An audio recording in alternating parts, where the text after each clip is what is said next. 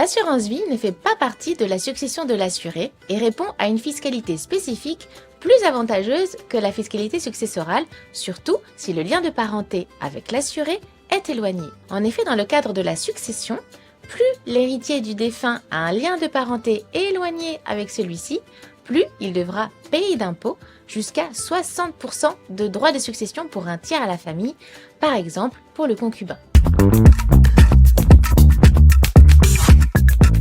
De plus, les abattements auxquels ont droit les héritiers dépendent aussi de leur lien de parenté avec le défunt.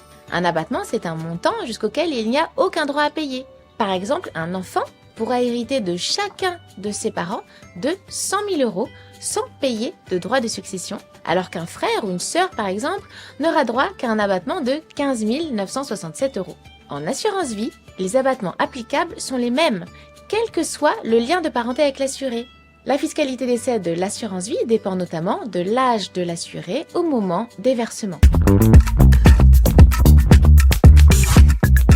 Ainsi, pour les sommes versées avant les 70 ans de l'assuré, chaque bénéficiaire désigné, quel que soit son lien de parenté avec l'assuré, peut percevoir 152 500 € en franchise totale de droits pour les montants valorisés issus de ces versements. Au-delà, une taxe de 20% sera prélevée par l'assureur jusqu'à 700 000 €, puis 31,25% au-delà.